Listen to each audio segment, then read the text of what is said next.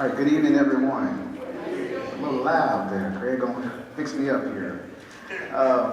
We're gonna go ahead and get started. I'm gonna ask Elder Robinson, will you give us a word of prayer tonight, sir?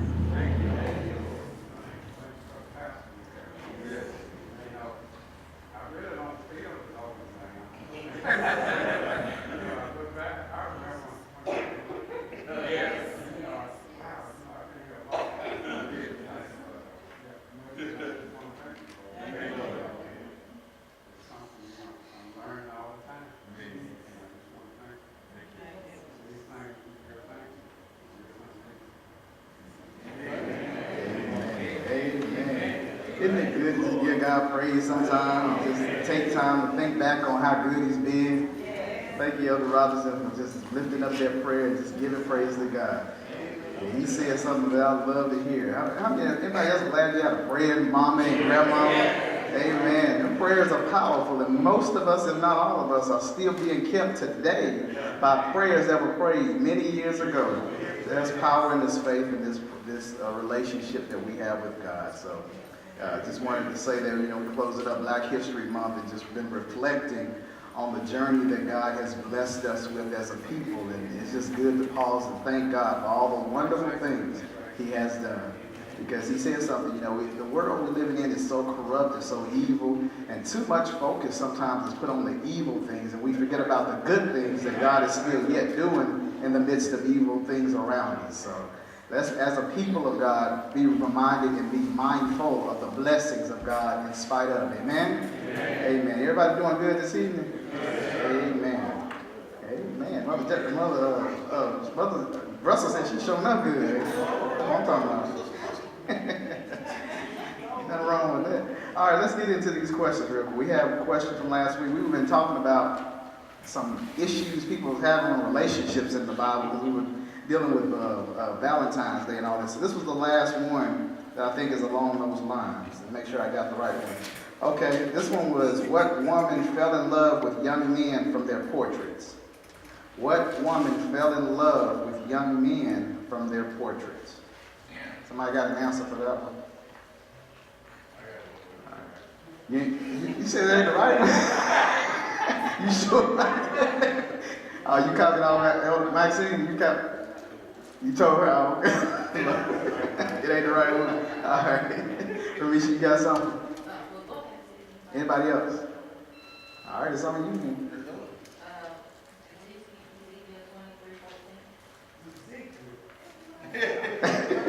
Is that what you had?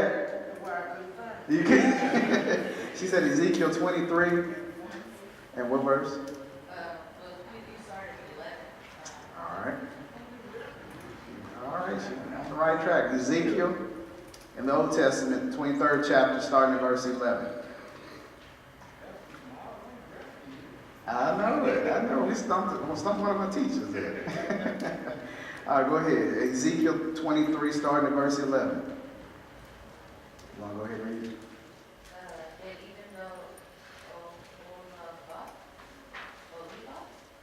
You asking? Yeah. A Oliver saw what had happened to her sister. She followed right in her footsteps, and she was even more afraid, abandoning herself to her lust and prostitution. She fawned over all the Assyrian officers, those captains and commanders in handsome uniforms, those charioteers driving their horses, all of them tracking young men.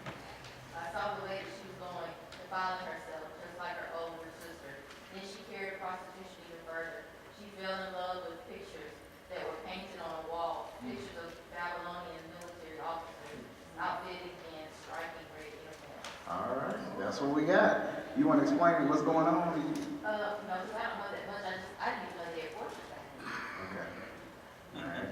Yeah, she just was putting a little too much emphasis and focus on the portraits, and that's where her attention drew to. So, yeah, it's just a little history thing more than anything. It's just kind of, like she said, drawing attention to the fact that what was going on during that time. There's a lot of things going on between that relationship and what those soldiers and whatever represented. So, all right. Any other comments or questions on that? Let's see, where's the other one? We got one new one, if I can find it. All right. The question for next week. All right. What childless woman had 5 sons? What childless woman had 5 sons? What childless woman had 5 sons?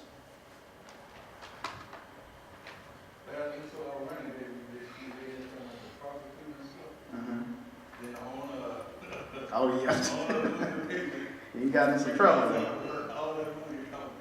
Yeah, isn't that something? Same things are going on in a new way today. Yeah. I can touch on that, but I'm not going to let them mess with that. What's that? No, we don't let Yeah. All right, so we got that question. All right, so we're still dealing with our study on the Bible and depression. Anybody need a copy? If you got, raise your hand. Somebody can help me pass out copies to those that don't have copies. Yeah, I was going to say we might need some more. That's what I was saying. We got several. Let's keep this one to make copies from. How many people need copies? Raise your hand. 1, 2, 3, 4, 5, 6, 7, 8. So we would have needed about 8 or 9 total. How many did you make? All right. So we needed about 8 or 9 total. So how many did you make? So probably 5 or 6 more. All right. So while we get copies and getting them distributed, let's recap just a little bit to kind of buy some time. What have we learned about depression so far? What's something that has stood out in our study that we've talked about in here about depression? Who does it affect? Say that. What? Say? Anyone? You sure? Even a Christian person? How so? What is depression? What is it? A state of mind. Okay, you're right on the right track. It is. It's something that's happening with the mind. All right. Anybody else want to go into it a little bit more? When you think less of yourself. Okay. All right. Anybody else? Discouragement. Absolutely. All right. Trey. Loss of hope. That's what I was coming to. Ruth? And also, to me, your body, your soul, your mind, your thoughts, your everything is in whole. Okay. And you can't sometimes pull yourself out of that. Very good. Now let me dig on that and tie it all together. The main thing is when your emotional state has caused you such despair that you're now in a state of hopelessness. Depression is the absence of hope. For a believer, hope is the seed of faith. We live by faith, and it begins with the seed of hope. So, going back to what she's saying, the dangerous thing about depression is that you're now in a place where there is no hope. And if you have no hope, you have no seed of faith connecting you to God through all those avenues she just mentioned. Give me, what are some of the things you said? Your body, physically, it affects you physically. Your heart, absolutely. Your mind, it affects you mentally, spiritually, physically, financially, emotionally. All these things then become affected because you have no hope and you're now living in a state of depression. So it's important for us to take time to realize that even as believers and people who are faith-filled in the belief of God, we don't forget to apply faith to all aspects of our life. Okay? Because what will happen, the enemy will use circumstances and life events and failures to consume you emotionally to where you now isolate yourself from the things that build up your faith, and then you end up in a state of depression. Y'all see how that works? You remember we talked about him isolating himself. It's difficult to be full of depression when you're around other faith-building people. Just think about the prayer we just heard from Elder Robinson. If you were feeling a little bit down, if you listened to what he said, you could kind of be lifted just a little bit by being reminded of the journey that we all live through, in spite of the things we go through, excuse me, how good God yet still is. So you can be encouraged versus discouraged when you're around other faith-filled people. All right? So one of the things to be careful about if you're in depression or around depressed, you're in a place of depression, is don't put yourself around other depressed people. That's a dangerous thing. And then, in addition to that, it's also dangerous to let yourself end up by yourself. Okay, because like I think Ruby said, you can't overcome it by yourself. Okay, you can raise your hand if you need copies. And if somebody can turn the air on just a little bit, I see people fanning and whatnot, it's just a tad bit warm from here, just a little bit. We don't have to put it on full blast, but you don't want to isolate yourself, okay?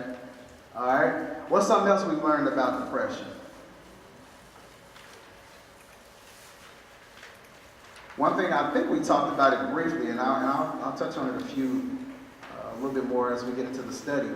Even ministers and great leaders of God are affected or can be affected by depression. Amen. You can, I think we did talk about this. You can be someone that is able and willing to encourage other people, but yet find yourself discouraged.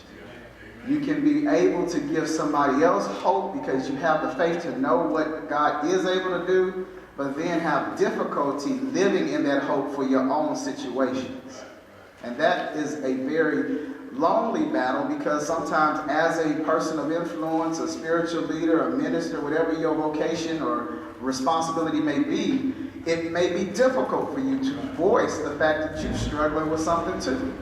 Because how can I help? I'm going to use me for example. How can I be y'all's pastor if I'm emotionally struggling with some things too? How can I get up here and tell you to believe if I'm not able to believe myself? So what tends to happen if you're in that place, a lot of times you hide behind what you're really going through to put on a front in front of people, and then you never find a way to go back and deal with your own issues. It really does happen.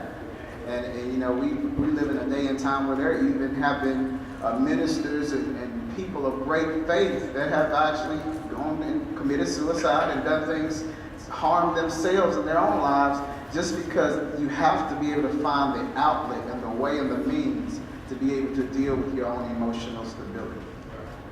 Amen? Absolutely. What's one we've been talking about specifically? Elijah. All right, go ahead. Yep. Absolutely. And God, that's not coincidental. God allows us to see through these heroes of faith that we study about and that we know about, the Davids, the Moseses, the Abrahams, all the wonderful things that they did with God's help. But I love the fact that God also, if we pay attention, exposes some of their flaws and their low moments so that we can identify with the struggles of being a Christian. And my prayer is always that I try to be transparent with you all too, and try to share from some of my moments of struggle to help you understand that my journey has been just that. It's been a journey of highs and lows, some things that have made sense, some things that did not make sense. But like Elder Robinson said, I can look back now and say through it all, God has yet been faithful. And so if you find yourself in one of the low moments, I can stand on the other side of hope and tell you, you don't have to stay there, because I've been in a hopeless situation. And if I hadn't been able to overcome it, I couldn't, in good faith, really encourage you, because I wouldn't know it. But when you know what God is able to do, you can tell somebody and see the ugliness that they're in and say, trouble don't last always. And have a confidence about it that helps them to realize, maybe I really can get up out of this and live again. Amen? Elder Lockhart.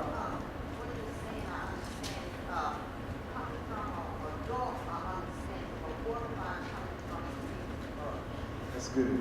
Which part specifically? I guess the depression part, like you see adults and they got depression on them, they seem like they can kind of take it. Gotcha. But if you look at a youth, you know it's with that. Good question. Let's do that. Let's talk about that. How can you? Are we an adult that sees the youth person? We want to do that role, or another youth person seeing the youth? No, it's an adult that sees. Okay, let's say you recognize that someone that's a little bit younger is struggling with depression or middle school. That's a good age.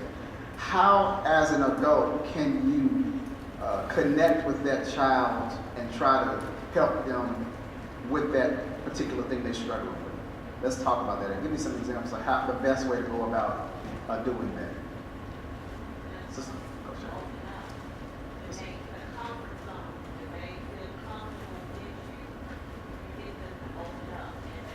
That's the first key. Listen to what she's saying.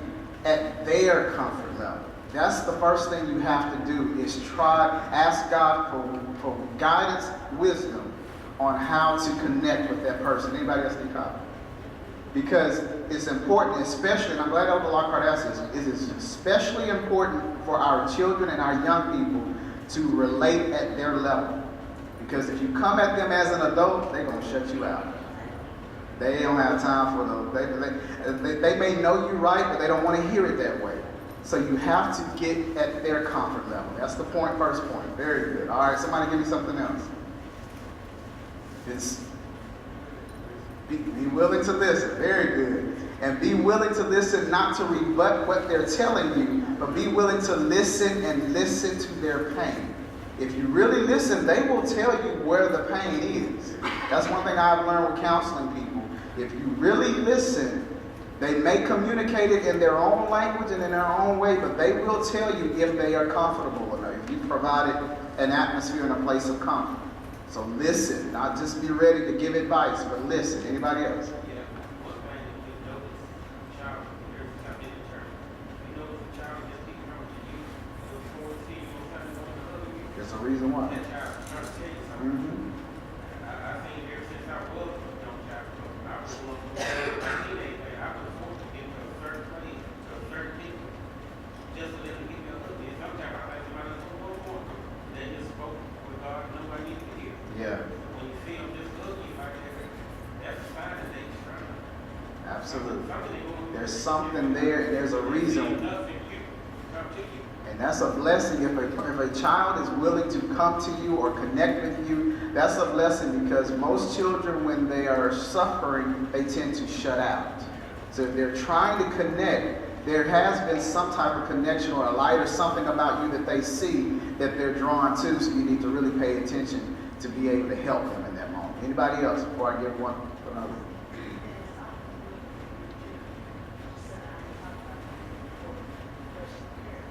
Okay.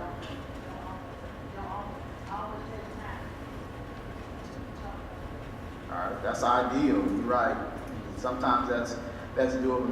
There are some instances where it can stumble upon you before you even realize what has happened. So she's right. It's good to try to prevent it from happening if you can. Anyone else?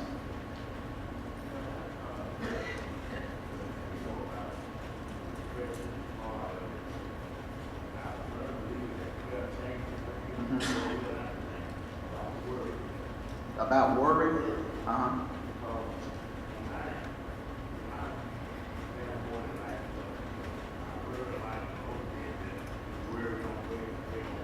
Yeah.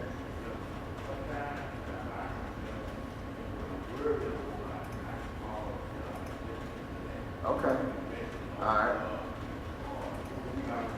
Yeah.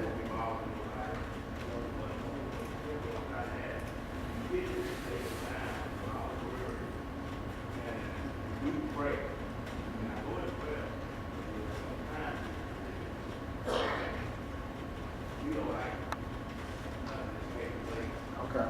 I got you. Gotcha. Well, is your response related to that? Yeah, I Okay. would say, I'm definitely like, I went there because I've had that kind of thing in my life too. Sometimes I pray and then like worry might settle into it, and I'm worried, like, I'm worried, and that back in prayer and like that. Okay. All right, anybody else? All right, let me go to that, and I'm still dealing with this about the young person. We'll come back to that. As far as what you're describing is why we have to truly learn how to have faith in our relationship with God. Because what you have to begin to do as a person who knows God is when you pray and you don't feel like nothing has changed, you have to then shift your focus off of what you feel to what you know. And you cannot do that if you don't know anything about God. So you have to spend time, usually in your good times, affirming your relationship and your connection with God and what you know. So that way, when you're in this difficult place where you have a need, you can have confidence in the connection you have with God. Then that can be put above what you feel. Because if you always base your prayers on how you feel, you will sometimes feel as if your prayers don't work. And when you feel your prayers don't work, you tend to try to do actions outside of what your faith would have you do. You see what I'm saying? So you have to learn how to not trust your feelings, but trust your faith in God. And that takes time, yes, but it can be improved upon if you put the work in improving what you know about God. And that's what we're doing tonight. We're learning more about God, who He is, what He's done. We're looking at our lives. We're identifying moments when God was there, when we didn't know He was there. So now if I'm in a situation where I'm praying, I can see now, well, He was with me then, I just didn't know it. So God, now I can trust you here. So now it's easier for me to, once I pray, to just relax in my faith in God. Yeah, it don't feel like nothing's changed, God, but I know what you've said. I know what I heard. I know what you told me. And then it begins to change in the way you approach your prayer life. Okay, does that kind of help? All right. Everybody good with that? All right, turning the page back to where we were. One other thing I wanted to give you as far as talking to a young person, especially if you recognize some signs of depression or signs of things that they're struggling with. As a faith-filled person, and even someone who may know the Bible or know words, be careful about preaching to them. It's important. You got to know what the word says, but live it and show them love and not tell them what they need to do. It's a difficult thing. You may know what they need to do, but they don't want to hear what you want them to do. They just want to know that you care. They just want to know that somebody is concerned about it, or somebody won't judge me, or somebody won't look down on me because of what has happened or what I'm dealing with. If you're always bringing up their faults, they're going to put up a wall. I'm telling y'all, if you're always criticizing them, they will shut down and they will not. You talked about a safe place, that safe place is going out the window. They're going to look to other places. But if you can hear the difficult thing and just in that moment just love them, they will open up even more. And once they allow themselves to connect, then they're ready to receive the truth of what you have to share. So you can't be so anxious to tell them what they need to hear that you skip the step of just showing them unconditional love. That's usually what they are missing in the world, and they're trying to get it if they're trying to search and seek after you, okay? Does that make sense? I saw you on the cable first. Now, Hey, here's another thing, you know, that like you said, even when I was in life, there's something wrong, not about but then we gotta make sure we don't hurt our business to nobody else. that's true. We don't do that, we start people like this. Yeah. Not the ones that be told the truth about stuff, that are so strange. And then you read all these. Why? You know, it ended up. Yeah. You know, sometimes you get out of even though something's strange, you don't seem right. Right, right. You know, at that level with kids and trying to get them, you just got to kind of leave.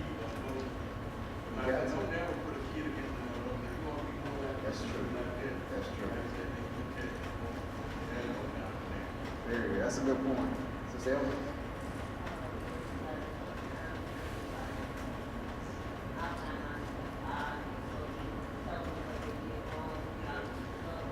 Yeah, it's easy to do. Yeah.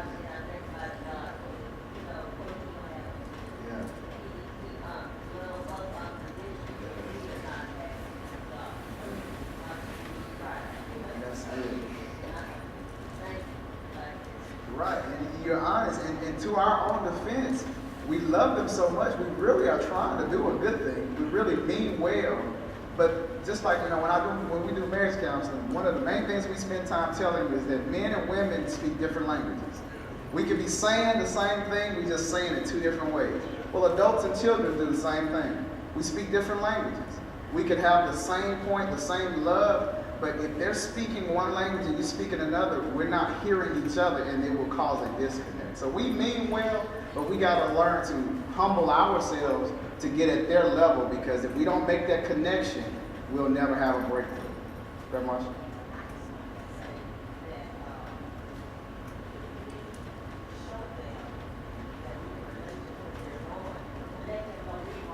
That's right. That's right.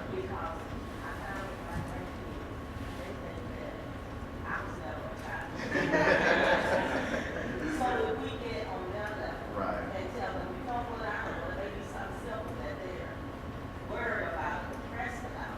Yeah. And then you tell them, you know, this happened to me when I was 10 or 12 years old. Right. Then they can begin to Makes you more relate to relatable. you, Mhm. and you come to their level, and you'll find then they'll be able to understand it a little bit. Yeah. We were your age too. Yeah. We was always adults. Yeah. Because they really They do. They do. You know, it's one of the things I challenged the elders with when we first started our session together, and we kind of made me revisit this, is to always try to relate back to our kids here at the church, and if we every chance we get, try to get them outside of the walls to do something fun. And the reason why I told them, the reason why is they have to sometimes see us without our suits on, without our black and white, our robes on, because to be honest with you, sometimes that can be intimidating. I think as a child, you see your elders and you respect them, your mothers and your preachers, you respect them and you appreciate them, but they seem unrelatable to what my issues are. But if I can see them, we had a ball game, and I see that they got a silly side or they got a fun side, then I might be able to relate to them a little bit more with the issues that I have in my personal life. See what I'm saying? So sometimes even as parents and grandparents, let yourself be relatable sometimes. And don't always be in the mother mode, the father mode, the advice mode, that you forget to just love them and show them that you're a real person that have had real issues, that still have real issues, but you still serve a real God. And it makes you more relatable to them, and in a way that they're more likely to open up to. Does that make sense? Good point. Anybody else? I remember coming up, I'm the youngest of the brothers. Um, I got older brothers. He didn't understand why cousins and nieces and some old people already people was this way. I didn't understand. Dad told me right with that. And he would always say, if I just had 5 minutes with him, I think they would act like that. And I found out it was going to take me more than 5 minutes to deal with this because I've been dealing with him 7 to 8 years. And then he said, yeah. and sometimes he don't know. In every family, there's somebody that looks up to you. And they know you better than you can tell them. Yeah. Well, if you drink or whatever you do, they know you like that. And they respect you like that. They ain't gonna argue with you, but they know you like that. So don't think that you the bully in the family because they don't come to you. They may not come to you because they don't trust you. Talk to them. And that's a bad thing more than it is a good thing. I mean, by the grace of God, I can tell y'all what's going on. Here's what happened. If we ain't careful, when we mama run that plane at parent, our kids picked up on their naked depressed over our situation. That's true. Long time ago, I was down at a Mobile Chapel Church, and Reverend George Moore Jr. got up and gave a testimony, y'all. And he told the testimony, and when he was telling that testimony, here's what happened. Sean was probably about 12 years old. Y'all heard of Sean Moore? George, he said he was at home, and he had his head down, whatever he was dealing with. He said the boy came up on him, put his hand around, and said, Daddy, it's gonna be all right. They started singing a song. I got it on the videotape. And that boy started singing in that church that day, y'all, was a testimony. Before he knew it, that fellow was so happy. And God got him, and he been doing it ever since. And he said, man, I looked up to you like that. I took him to tape and showed him that. I said, you ain't gonna remember this. One of these days, I said, I got a tape, I want you to see. I gave him the tape. He said, man, I never would have believed it. And but so now we can be careful what we do right now. Just go to deal through. Don't let the kids know the deal. Yeah. You don't have to tell them the deal. There was somebody calling on the phone. You got to tell them right here. Just don't have the phone. I mean, they get depressed. Whatever situation. Yeah. They don't need to know yet. Old folks used to tell a child, you ain't old enough to have no problem. You ain't even got no back or this, that. You know they kept it right. You said something funny. And y'all probably remember, you said your mama brought you out of church. She said you're doing this for them or already in church. She didn't tell y'all about it. That's why I'm going to go back to. Because if you had known about it, you wouldn't have been willing to take this route, this same route. They wouldn't have prayed. Yeah, he got on my last point. Man. That's what I was going to tell. No, that's good. That's a good thing. The last thing I was going to tell you is once you have connected with your child or whomever this may be, then you have to live a genuine faith in front of them because they're listening to you at all times. And if you're always criticizing, if you're always talking negative, if you're always talking about people in the church and talking about the church, they are less likely to value their faith if you don't value yours. So you will not be able to have a good witness if your life does not mirror your conversation.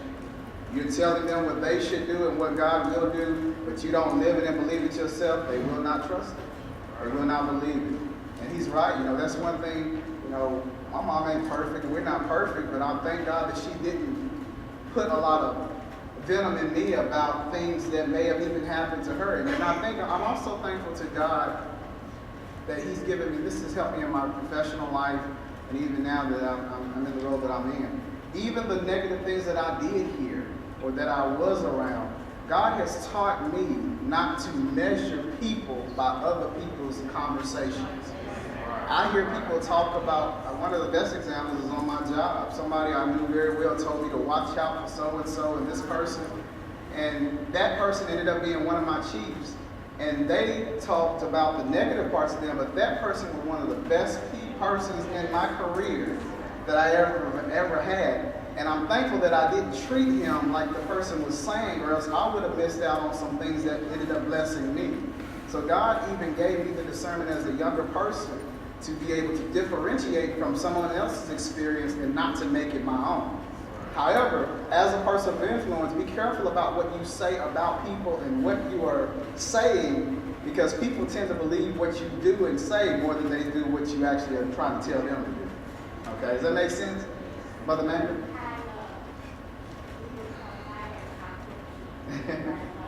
That's right.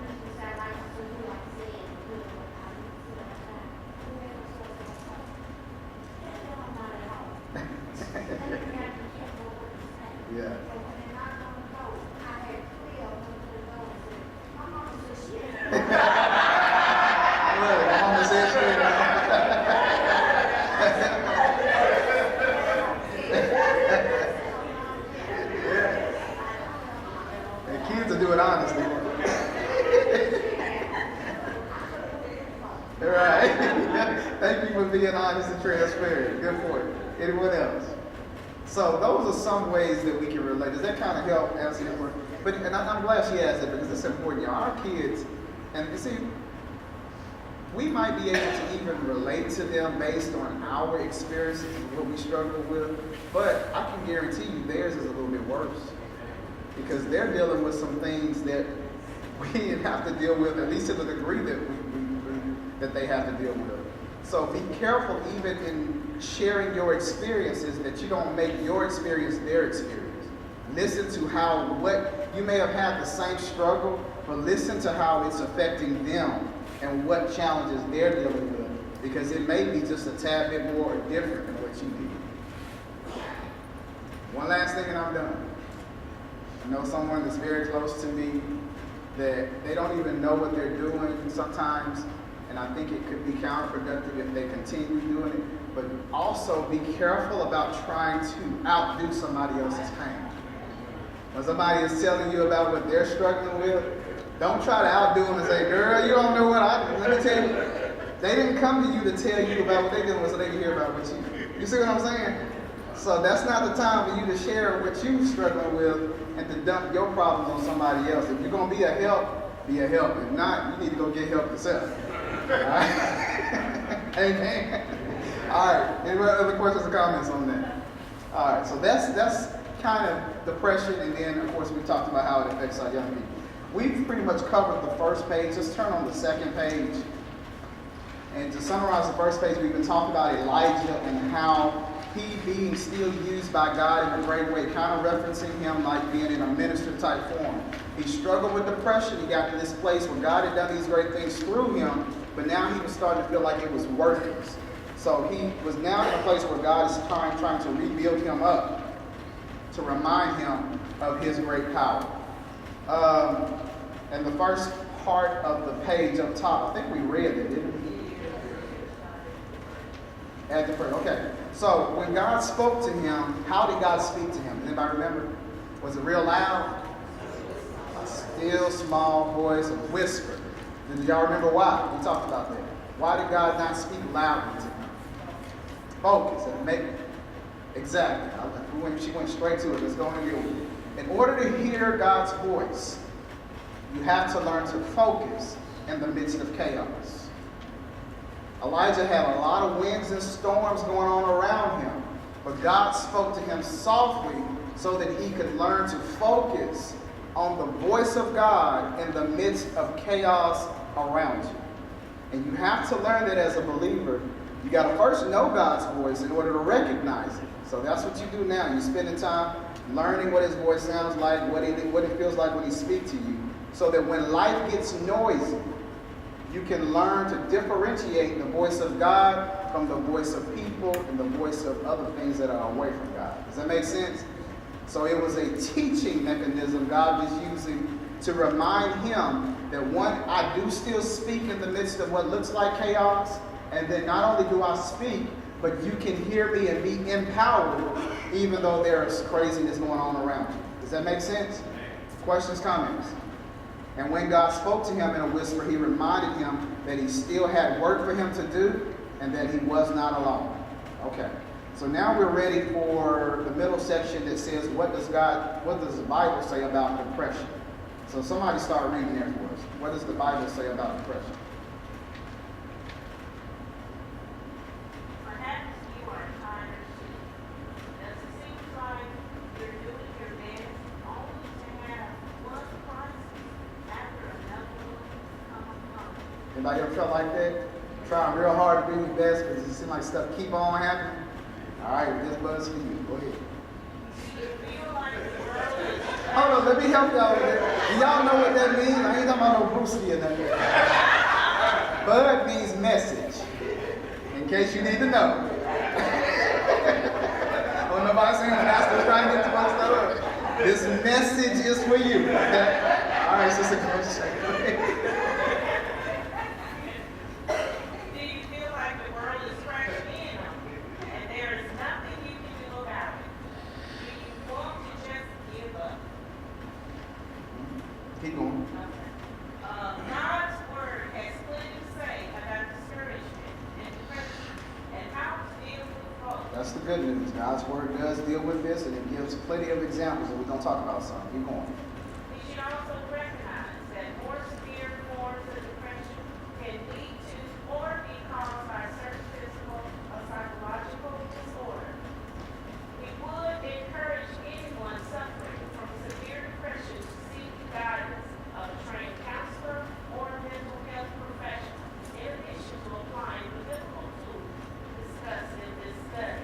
That part is important because there are some effects of the sickness of depression that medicines can help to aid you to make sure that your body restores its proper balance. Because depression is so powerful that it disrupts the physical and psychological workings of your body. That's how severe and how real it is.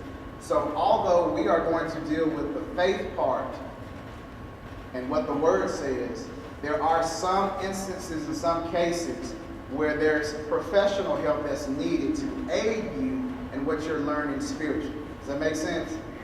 Because, it's irresponsible for a faith-filled person to just tell you just got to believe. You just got to believe.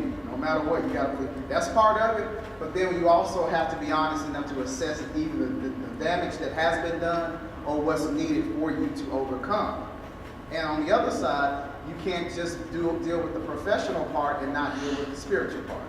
You can't be just popping pills and not restore your faith. So it has to be the right balance so that you can be properly, physically, mentally, emotionally restored to wholeness the way God intended. Does that make sense? All right. So that's what I wanted to make sure we're understanding, is that we're dealing with the spiritual part, but there are cases and instances where the professional part needs to be dealt with as well. All right, let's keep going. Let's look at some relevant scriptures so we can learn what we can do to help overcome depression and its negative effects. All right, so now we're going to get into the spiritual and the scriptural parts.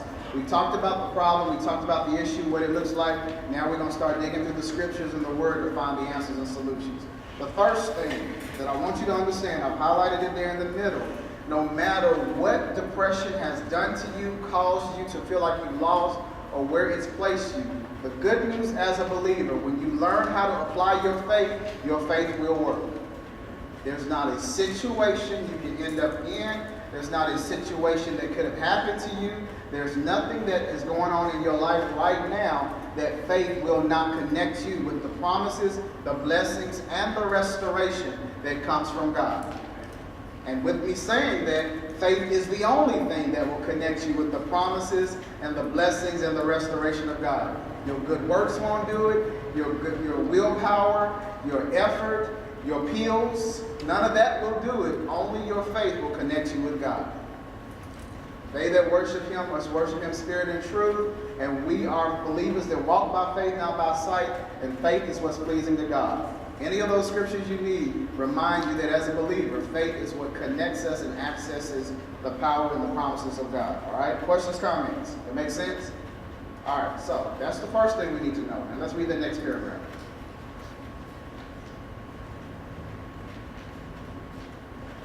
Under faith will work.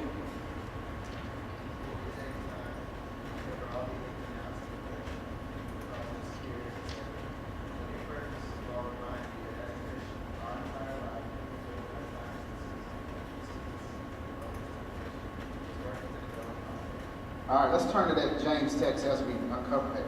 James, first chapter, in the New Testament towards the end. And we're going to start at verse 2. The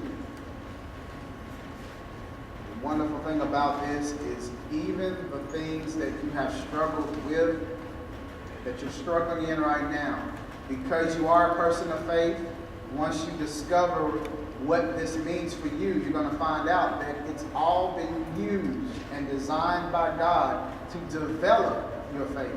And just think about it. I just told you faith is needed and it's what's necessary.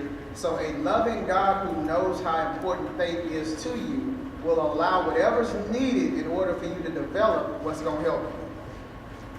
Think about you and your children. Even though what you know is best for them may not be what they want, You love them enough to make them deal with or go through what they have to get what's going to help them. God does the same thing for us. Even though He knows it may feel painful, it may feel lonely, He can see the end result that it's going to help you. So He lovingly allows you to go through something that feels bad because it's going to make things work for your good. Okay? All right. Let's read this. James 1, starting at verse 2.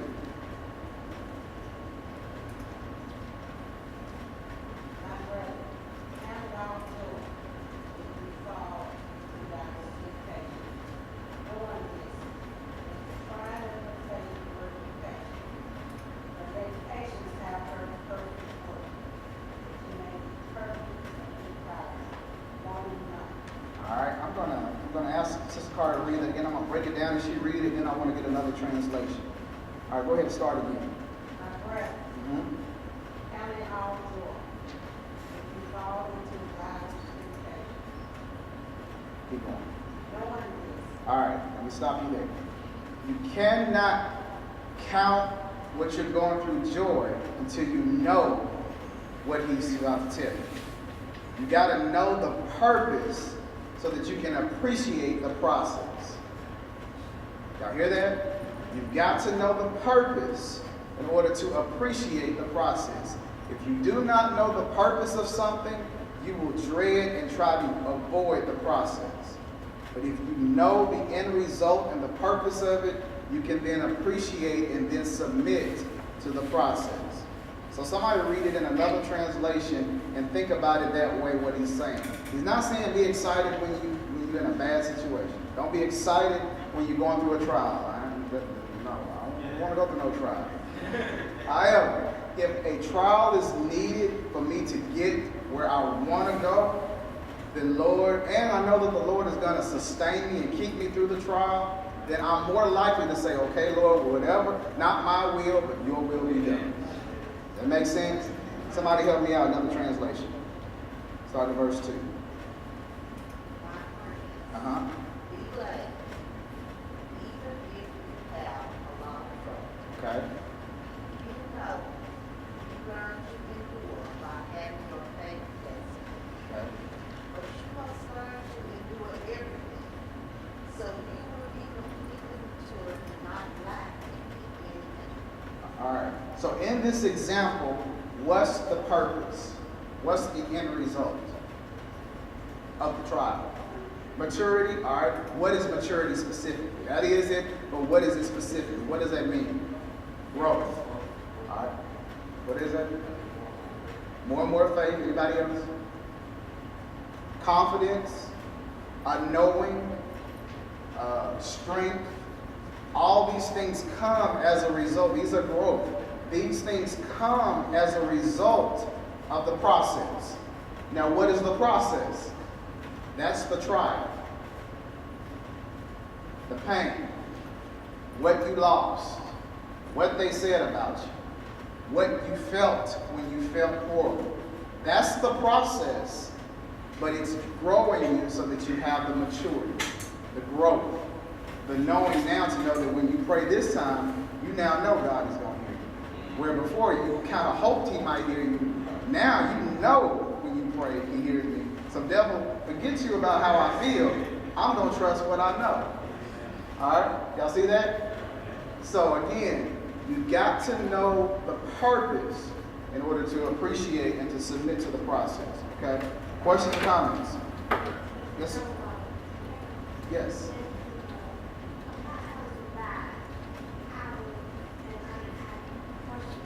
Yeah.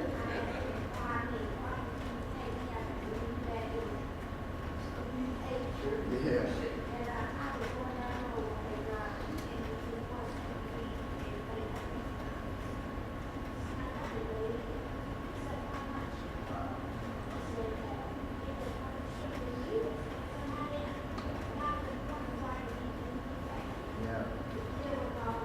Yeah.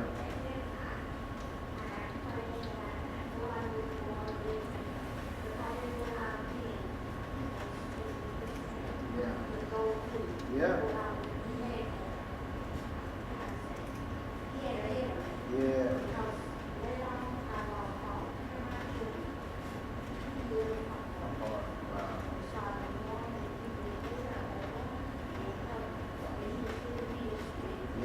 They didn't know how to handle that. Amen. That's a powerful, real testimony right there. Thank you for sharing it. That's how it gets real. She never would have. I can venture to believe that the loss of her husband created a void and a pain that she never would have wanted to go through herself. She never would have chosen that. However, when the time came for her to draw off of that pain, she was able to draw a faith that she would not have had she not experienced that loss, to sustain her and help her and her family in a later stage of her life. So even though the pain was there, God allowed the pain to prepare her for another purpose. That's what God does. It's not, and let me just help you with something. This world is in a fallen state, and as believers, I don't care how much faith we have, there's going to be pain in this world. There's going to be pain here. But the pain does not supersede your purpose, nor will God leave you alone in your pain if you learn how to trust Him despite what you're going through. And that's what this is about. Okay? Yes, sir. All the things that you just said, I was thinking, knowing that we're going to go through something, that kind of also both of us a little bit. Yeah. We never want to get out here pain free. And I believe that, and I know sometimes when I go through stuff, God had to go through, God went through it, we're going to go through it. But I just think you said, just a little bit of faith increase. Absolutely. Absolutely. We're called to go from faith to faith. From one level of faith to another level of faith. But in order to go to another level of faith, you have to draw off of the faith you learned last time. So it's going to be a faith, a moment where you're in pain, God restores you, you got faith, then you're going to have a new pain, apply the same faith, and you can grow a little bit higher. And I want to help you with something else you said. You're not a real believer, a Christian, until you had a moment where you wondered, why me? And if somebody tells you they hadn't, they're probably not telling you the truth. And God understands that. But real believers don't stay in the why me. They hear the still small voice. Y'all heard this? Then God came to her at a moment and helped her to refocus. That's what that was. When you heard that voice, when you heard the connection, that was God speaking to you in the midst of your pain to refocus so that you don't focus on the pain. You start looking at the purpose, or being receptive to the purpose. And when you're receptive to God's purpose in your pain, then you begin to be restored, and He shows you why. Well, eventually He will open your eyes and you'll be able to see why you had to go through it, why you had to lose your job, why you had to lose your spouse, why you had to lose that loved one, why you had to experience loss in order to prepare you for something else that was coming down the road. Okay? Questions, comments? Why sometimes with God is, like you said, when you go through there, you know, come out of it, you just figure that God, why you stuck in depression? Why, how does that happen come to you? That's a good point, because that does happen. Sometimes even a believer can't get past the why. So what has happened when that's going on? They lost their faith. It could come to that, but sometimes they still got faith. Sometimes they still got faith. It weakens your faith. It does do that. But what's actually happening? What's going on? Their feelings, they're hurt. That's exactly. What's happening is they are being consumed by their feelings, and their feelings are stifling their faith. And if they don't deal with it, it will kill their faith. It will suffocate to where faith does not feel real anymore, and they have nothing to draw off of. So they're in a place, a dangerous place, because all they're living on is based on the feelings instead of dealing with the feelings so that their faith can come up again. You know, like I said, I was saying this is the thing to do. Hey, I feel the whole time, I feel I'm just good. Right. Once I Release it. You got to. Absolutely. Because the feelings is a real part of the journey. You're never going to be able to fake away your feelings. But what you have to learn how to do is not let your feelings manipulate and dictate your life. Because the enemy can affect you by your feelings, but he cannot impact you because of your faith. Then again, you think, I was just saying that because I'm still young, It could have been. I mean, I'm just saying, you it know. could have been. I think it was a combination of you not knowing that was happening to also being a little scared or complacent. A lot of times complacency is another robber of the faith, of our faith. Cannot allow complacency to keep us seeing all kind of. I saw Sister Jones first, then Sister Elvis, then Aisha, then Sister Lucas. Then we're gonna have to get out of here. Go ahead, real quick.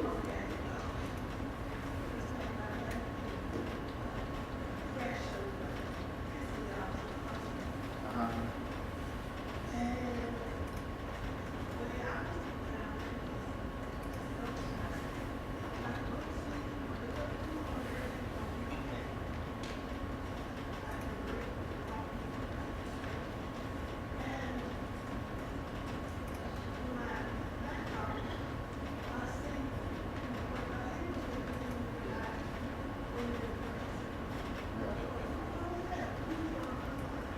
Yeah.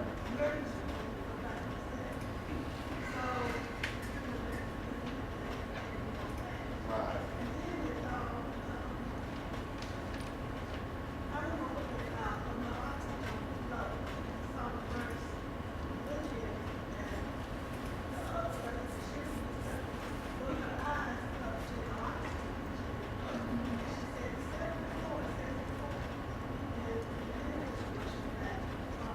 Yeah. Yeah.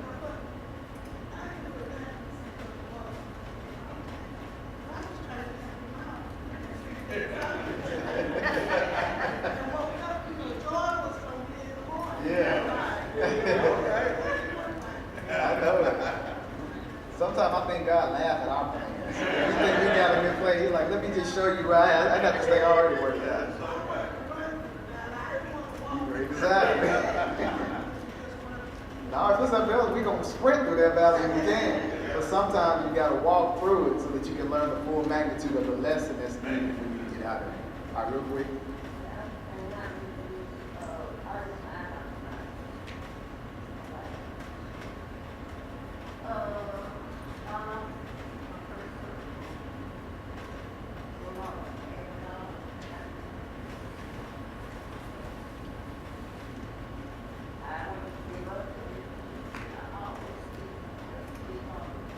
Yeah.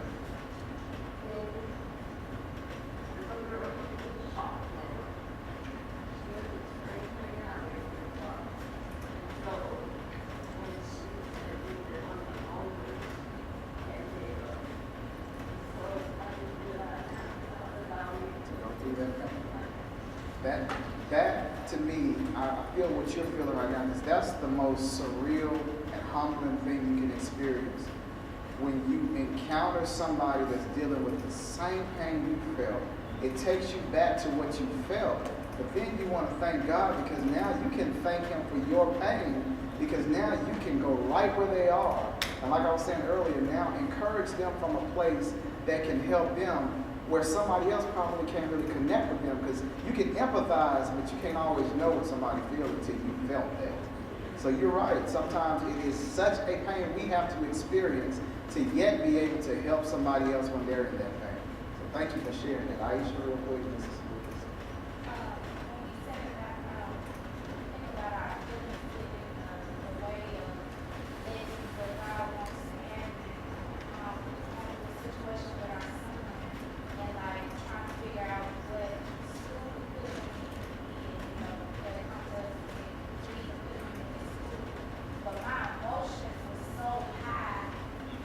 And I was so angry and just like in my feelings because I was like,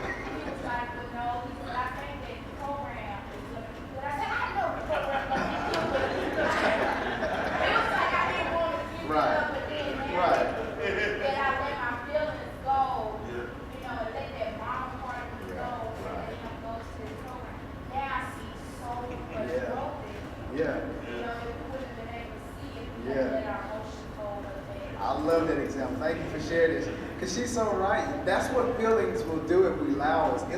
It will step in and take control of make us take control of a situation that may be bringing a blessing if we allow our faith to supersede our feelings. And so that what you're describing is the perfect example of flesh versus faith. And being able at the end of it to be humble enough to let flesh die, to let faith give us what God needs. And I appreciate you sharing, because that's not always easy. All right, Sister Lucas.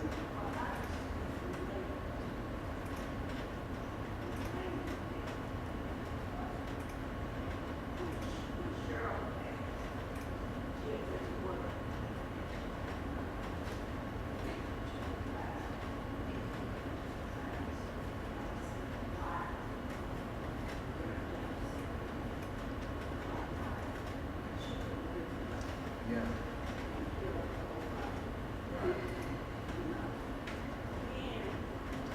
Yeah. Right.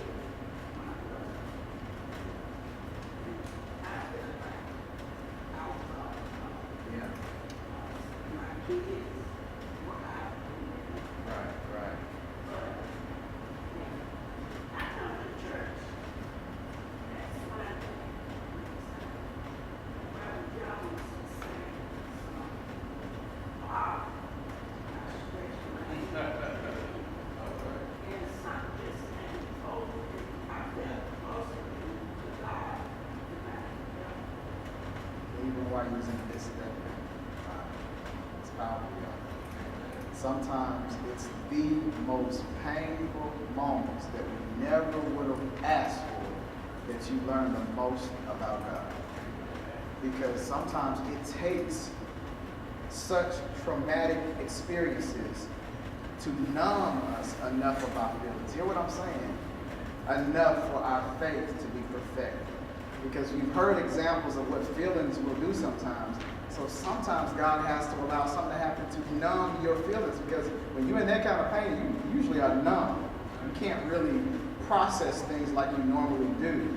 But God can even use a tragic moment to reveal himself in a powerful way and help you in other areas of your life. And you've heard firsthand accounts of that, and I know there's many more. So thank y'all for sharing. Somebody been blessed tonight? Amen. So we have a faith in spite of any emotional state that we're in, or we know someone who's in, that will work, that does work, and we're going to continue maybe another week or two discovering of methods that do work so that we have an opportunity to build up our faith in spite of our feelings, and then we can draw off these things to help somebody else. So if there's nothing else, we can start standing and be dismissed. And those copies, if you needed a copy, you can keep it. If you have one somewhere else and you want to turn it back in, so we have copies, you can drop them off to me up here up front. All right, any announcements need to be made real quick before we dismiss? Any announcements? Need to meet with the elders briefly up here front? Elder Caitlin in trouble? All right. Anything else? All right. Okay. Okay. All right. Absolutely. We'll keep her lifted up. Any other prayer requests or praise reports? Hughes family? Okay. Anyone?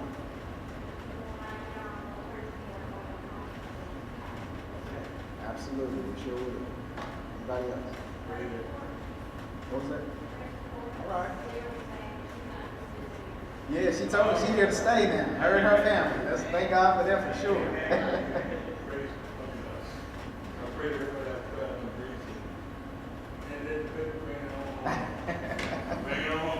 Amen. We some of Marissa's team won today, so they'll be playing for the championship on Saturday. She was on TV. Yeah, I hadn't even seen it yet. They said she was on TV again. Thank y'all for the support. Amen. Anyone else? All right. Well, we know the power of our God, and we can stand as a testament to so many others and to ourselves that God is faithful and that He still hears and He answers prayer. God, we thank you tonight for your goodness.